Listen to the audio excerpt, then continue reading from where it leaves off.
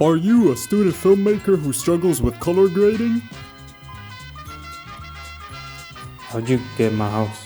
Have you been using free film presets on your projects which only made the color grading process more difficult?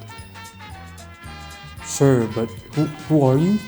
Well, you're in luck, because in today's video all your color grading problems will be solved with...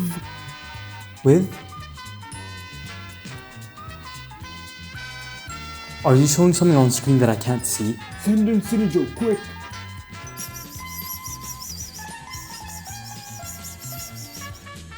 Bro, no way. I've actually been... Where you at, man? Oh. Well, I've been wanting to try out Dehancer for a long time. Great then, this video is for you. Yeah. Well, that's awesome. When does this video start? Well, you're the one making it, so it's all on you. Me? Oh, City Joe, it's time. Time for what? You know I can hear you, right?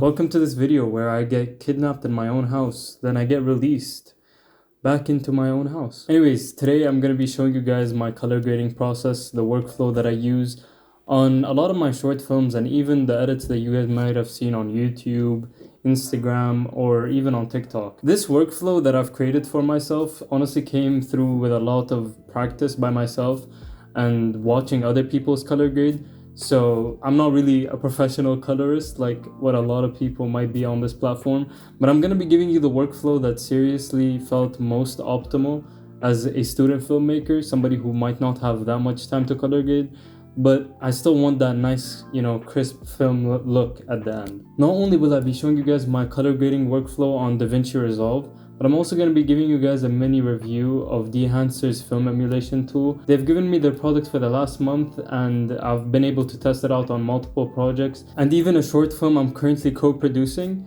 So I'm going to be giving you guys that little review on how it helped my workflow and how there are some things that I wish that Dehancer could improve on. And I just want to specify that Dehancer has not sponsored this video. This is my honest review. They have approached me to test out their product and everything, but have not paid me to say anything. So everything I do say in this video is my personal experience. But if you guys are interested with the product, then I'm gonna add a link below to Dehancer's website. And if you use my code CINEMOE, CINEMOE, you can get 10% off at checkout. Anyways, let's get to the grade. So first things first, we want to do is just go to the color tab and then create our 5 nodes, basically the 5 steps that we will be taking, the 5 base steps that we'll be taking, and these will be added to all of the footage in your film at the end. So yeah, these are basically like your foundation for all your color grades. And then I'm just gonna label these real quick. So yeah, basically these are the labels that we have. Our color space transform input, our output, and then everything in between will be color graded in DaVinci's wide gamut. So we're gonna be getting that the most accurate color space.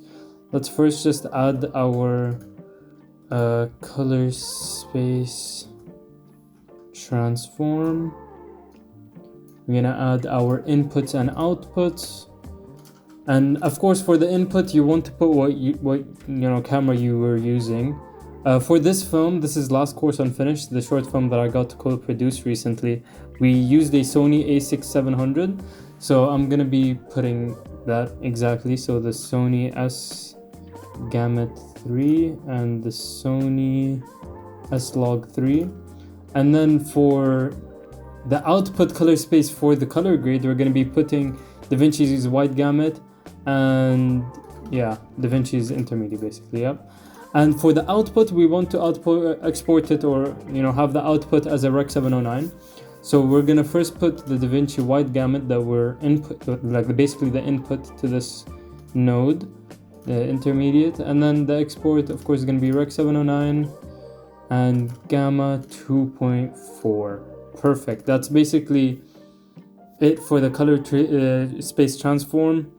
And now everything we're going to be doing in between. First, before we do anything, we're going to add the layer node here. And I like when exposing my my shots, I like to do this little trick that I learned from watching. I forgot who it was, but I got to see a way to give that that film look contrast. First you add a layer node, then you go into this and hover over the composite mode and put the soft light, and it creates like this little contrast, this film look contrast, which is a really enhanced contrast contrast look, which is exactly what films usually look like. We're gonna of course play around with that a little bit just to make sure it doesn't get too contrasty. But yeah, the before and after of this is a really big difference. So yeah, that's what we're gonna do there. If we just reduce that a little bit, perfect. That should be it. Now let's get into Dehancer, the fun part of my color grade, the biggest changes I see. First, let's disable it. Disable all tools before anything. And then we're gonna put our input as the intermediate, or the DaVinci wide gamut. Let me just close all these tabs really quickly. Okay. The heart of the film begins with the film format that you use, or the film profile. So Dehancer has a bunch of profiles. There are way too many that I didn't get to use, but I've been able to go through all of them. And the ones that I found to be the best ones are either the Cinestill or the Fuji color. Ilford as well are great, but the best ones I found to be the Kodak. The ones that I've been using for all of my films. And not only is it the most accurate, it's the one that films usually use, so it gives that authentic film look at the end of the day. I think here we're gonna be, if I just enable that, I think we're gonna use the 160 VC, honestly, because in this shot I want my blues to be quite prominent, especially throughout the background and so on. So yeah, we're gonna leave it at that, maybe pull it slightly. Yeah, we're gonna pull it just there, just something really light, just so that we can get those blues to pop out in the background. Because at the end, what the goal is with this shot is to really pop out that chicken that's in the center. That's what we're gonna go for here. Now for the developer, just like how you can develop your film strips, this is exactly what it is. We're gonna increase the color just slightly here. The contrast, we don't want to play around with too much because we already got to add the film look contrast. Maybe just increasing it slightly, then increasing the gamma, something really small, something really small. And yeah, that would be basically it. The film developer, I usually just like to increase my colors just to boost that, especially in this shot. This is a shot that is really important to pop out those oranges. We're gonna go into the film compression. This is basically just compressing our highlights. We can play around with this a little bit to further compress the highlights, because we don't want too much highlights in the background and then it, find that it mutes the rest of the shot. So we just want to make sure that we get this right. That is nice, I think. Yeah, maybe we can decrease it a little bit. Okay, that should be fine. For the expand here, same thing. Basically, we can just play around with our our highlights and our shadows. But here we're even given a black point, so we can either increase or decrease our black point. This is something that I would use at the end of my grade, just so that I can make sure that I don't have any false color. So we will be back to that. Now for the print, this is something really important too. Honestly, I found the most optimal print to be the glossy paper. I love it. Since the first time I tried it, it's been great. It gives me really nice contrast. It adds more to the contrast that I'm already giving to the look. Here you can see that our highlights are getting to pop out more, and it has more of a personality to it. So yeah, we're gonna leave that as is. The exposure, that should all be good. For the color head, now I found that editing on DaVinci Resolve, the color, the color science is already so strong that I don't like to play with the color science of Dehancer too much on the color head side of it. But yeah, we're gonna leave that as is for now. Now, more of the magic that Dehancer has is its film grain, halation, bloom, film damage, film breath, gate weave, and overscan. This is the kind of stuff you wouldn't find, you know, to the point of accuracy that Dehancer does have it. So yeah, we're gonna start with the film grain first and foremost. A lot of people like to use the 65mm, but as a film student, I do like that stylistic, you know, grain. So I'm gonna leave it at the 35mm ISO 250, and then just decrease the amount by a lot. So yeah, we're gonna leave it at basically that point. And you know, honestly, maybe my favorite part of the tool is the halation. So accurate, so nice. It is. Every single time I use it, my jaw drops. We're gonna decrease it just slightly, but we can see the difference, man. Look, like before, the highlights are obviously there, but after you get it on, oh my god, it's just French kiss. So yeah, we're gonna leave that as is for now. As well, another great tool is the bloom, just giving that extra film, you know, that authentic look. Now the film damage, the film breath, and the gate weave, I'm not gonna play around with too much. They're really stylized. They work exactly as, you know, advertised. Film damage, it just creates that, you know, those little scratches that you might get on your film strips. So yeah, that's what it adds. I've used it before and it worked like exactly how it is, and I even got great results from it. But here I want to keep consistency throughout my frames. I don't want it too harsh. Same with the film breath and the gate weave. I'm not gonna play around with them too much, but you should 100% test them out more, you know, give them a try. But I haven't found that they fit like my style too much. The overscan though is a beautiful tool. If a lot of you might be interested in this, it basically gives an overlay, a film perf overlay. So here, if we just increase the exposure by a little bit, you can even get to see the perfs on a film strip. It's like you get an actual scan of your footage. And again, this is like a really stylized thing, an acquired look that you might want. A lot of people might not find many uses for this, but I'm sure somebody may use this and be really happy that Dehancer hasn't added this. And of course, you can move your image in the scan and everything. And yeah, we're gonna leave that as is though. We're not gonna add that here. But now for the vignette, I really like Dehancer's vignette. I really do. I don't know why. I have not touched DaVinci's vignette ever since I started using Dehancer. Even though it's not that different, but I feel like it's really simple to use. Basically, I just like to increase my size to give it on the corners. Play around with the exposure a little bit here. The feather is already good, and we're just gonna leave it at that 0.2 range. Yeah, that's nice.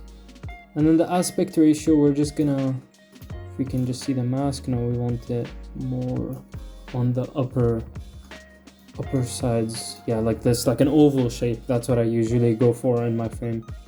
And yeah, I like to as well add a reverse vignette on my shot. I will actually be doing that in a bit, so I'll show you guys. And last but not least, we just go through the false color very quickly. We can see that our blacks do get muted a lot here. Now, when I see huge patches of like clipping for my blacks and my exposures and all that, I do like to go back and just make sure it doesn't get too harsh, you know. So here we're gonna turn it on. We don't want it too much. That's just basically it. We don't want it to be too harsh, the false color. Like, I don't mind if it's a little bit, like if like how it is right now. But if you're not going for something that's too stylized, I suggest you keep it on a flat kind of false color, just to make sure that you're not getting actual false colors. And yeah, that's basically it. You can still see that we're getting that slightly with it, like some of the parts of the frame being underexposed, but that's fine. That's natural for every frame. I don't think anybody should be aiming to get that full information in the frame, so it's fine.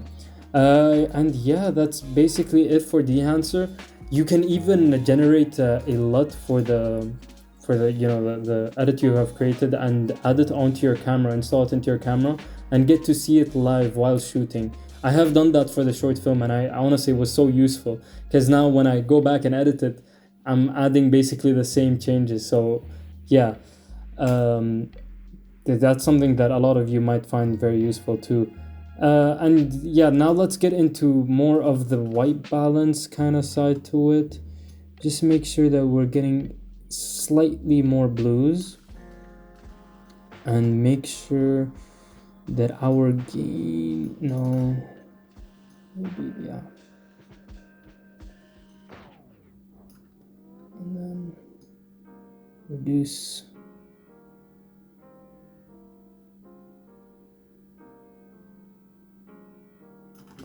Perfect. We just gave that extra pop to the, should I call it, hold up. We just gave that extra pop for the blues at the end there. If we can just, there we go. Yeah, I like that. I like that change a lot. If we can actually go back to Dehancer and maybe just increase our, where is it? Our color boost real quick. Just to pop out the oranges just a little bit more. Perfect. That should be it. Now we get that blue and orange look that we were hoping to get. Like I said, this is basically your final node. Wait, maybe if we can just play, I think we got to play, yeah, we got to play around a little bit with the gain and the gamma for our exposure there. So that should be fine. That is basically it for your foundation. This is the kind of, node tree that you would basically paste into all of your shots that you have already done. And now we would just add small little nodes for the power window. Just, a few power window nodes. I like my power windows. I like to add, certain parts of the frame that I want more exposed than others, and so on. So first things first, I'm just gonna add, like I said, a reverse vignette power node. If we get just a quick, reverse vignette, like I said, just to slightly increase the exposure in the center of the frame, to give it more of that pop that we want to go for. Maybe make it more centered toward the chicken, honestly. And then we're gonna add another node here for a gradient, and just increase the gain slightly, not too much, just to give it that light source, that that natural light source at the end. We don't want it to feel like the light is coming out of nowhere. And then we're gonna add one more node.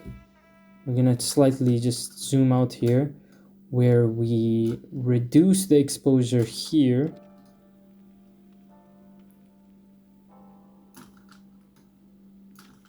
and as well we're gonna add one more gradient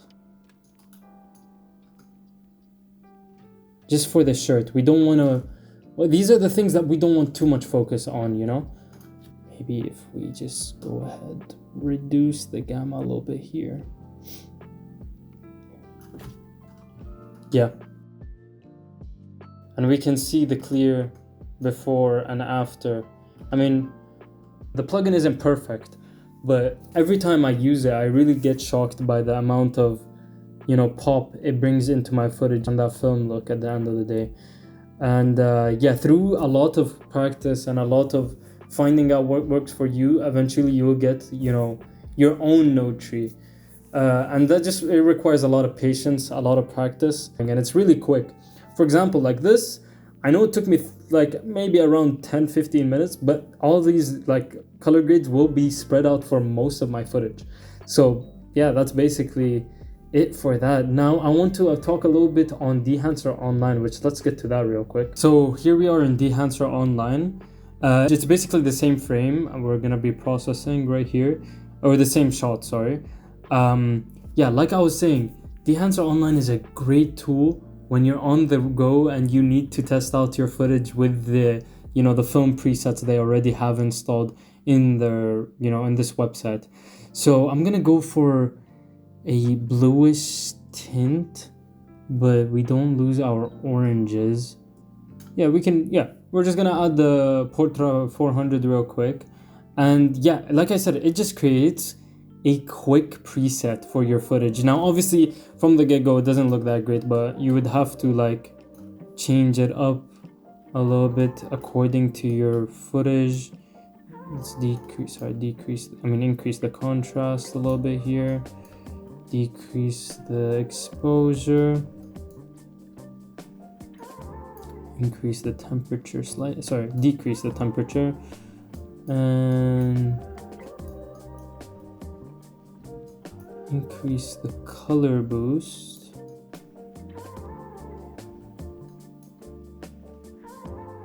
Just ever so slightly. We're gonna play around with it a little bit just to make sure that we get the final result that we want. Here we have some of the effects that we can play around with. Now I do have my main complaint is the amount of grain you can add to your image. I feel like the grain can be a little harsh. Same with the bloom and halation. I feel like there isn't too much flexibility with it. Yeah, that's basically my main complaint for this. Let me just increase the exposure of the vignette. Increase the size, decrease a little bit here. Basically just play around with it slightly. You're not gonna be getting the same result as you would in your actual, color grade on DaVinci, but you're gonna get something that you feel like can give you a reference to what you're gonna be getting at the end. So not only is this useful for when you run and gun as well, this is useful when you're editing your photos or you're editing your videos, and before getting to the main grade, you want to see that the presets work on the kind of thing that you want to play around with here. We're actually gonna get maybe a cooler, okay, the colors should be good. The light maybe, see what we have over here. Ooh, there are some nice ones here for the look that we want to go for. And then, like I said, just increase the exposure slightly. No, that's too much. And yeah, and there we go. Just increase the blues. I feel like the temperature, if you move it a little bit, it goes way too far. So that's my main complaint for the temperature here, is that you can't play around with it too much, or your footage gets, too blue or too orange. It's not a perfect site. It's obvious the kind of uses that you would have this for. And yeah, if we have here the feather, let's just increase a little bit more, and then decrease the vignette a little bit. No, that's way too much. Even the vignette, like there, if you move it just one pip, it either removes the vignette completely or it adds too much vignette. That's what I'm talking about. I feel like that's my biggest complaint with online. Just it's not as as compatible, I feel like, with your footage, and optimal, that's the word. Yeah, it's not as optimal as like the actual grade that you can add into your footage. That's my main complaint. But when you're editing your photos or anything like that, this is a great tool. Like I said, for that run and gun kind of style, which I have used for our film.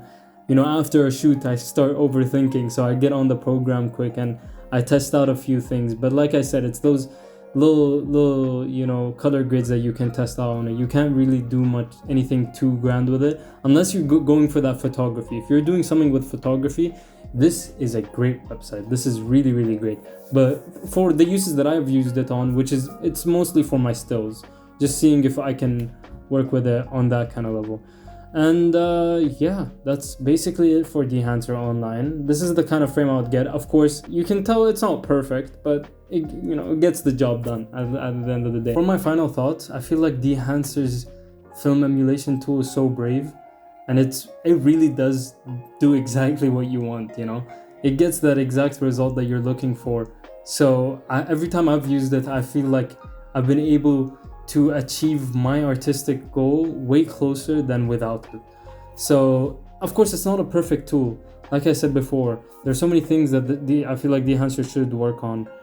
For example, the compatibility with your computer. I feel like the actual Dehancer tool on DaVinci uses a little bit too much memory, and the Dehancer online, it just isn't as flexible as the film emulation tool on DaVinci or Premiere Pro or After Effects, or anything, Lightroom as well. I feel like that's just my issue with Dehancer online. But for most of the things, like for example the color grade and the halation and the bloom, all of that kind of stuff, when used on the main program, it really does achieve such a greater scope of what my artistic vision is, especially as a student filmmaker, somebody who struggles with getting that look on the basic format for DaVinci. So getting Dehancer has really enhanced my work and getting me closer to that film look at the end. I want to thank you guys so much for your support recently, not only on my YouTube channel, even my TikTok, my Instagram. You guys have supported me so much throughout this journey. A lot of great projects will be coming out soon, and give me some feedback on my color grading skills. I'm still learning. I'm a filmmaking student, so we're getting there slowly but surely. And any feedback is always accepted. And thank you guys so much for watching. And again, if you feel like Dehancer is something you're interested in and you want to give it a try into your own workflow, I've added a link below to Dehancer's website. You can use my code CINEMO for 10% off at checkout, and also supporting this channel. It's something that would mean a lot to me. So thank you guys so much for watching, and I'll see you guys next time.